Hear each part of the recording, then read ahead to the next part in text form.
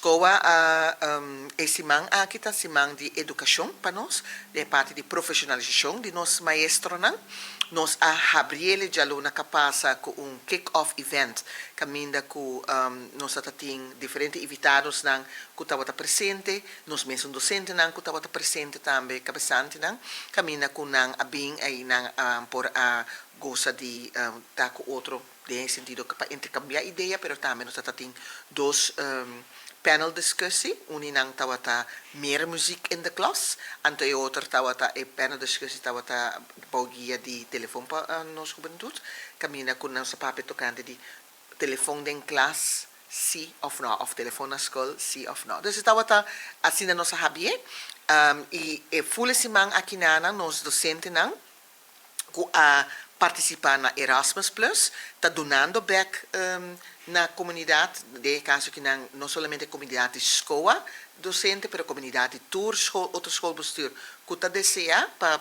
estar presente na workshops, não para inscrever, adelantar, então, não está diferente tema nós temos tema over de lesamento den klas, nós temos over de muziek den klas, nós temos tema over de rekenen, nós temos também para e curpa, nós temos salsa lesson, nós temos também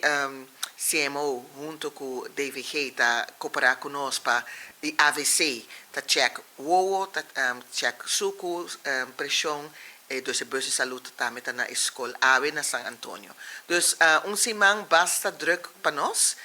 pero seguro que está dando uma satisfação para sobre a trobe, bota nós está bezig, está formando nos docentes para estar melhor docente den classe para nós muito não. O projeto aqui não, o projeto me bisa caminha com a SKOA também está canando foi de 2018,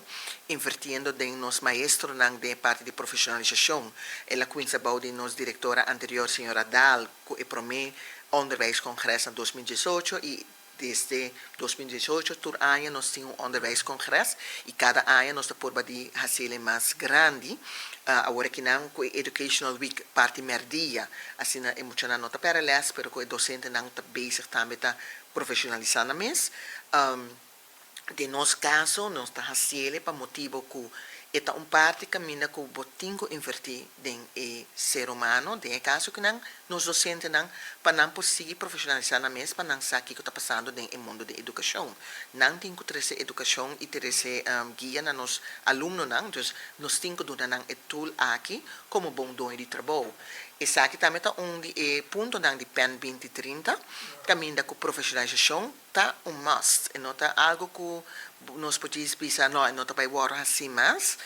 praticamente toda organização na Aruba, seja que é NGO ou é parte do departamento de governo, não está bezig, está trabalhando para projeto, não caminha com profissionalização, está vira must para toda gente.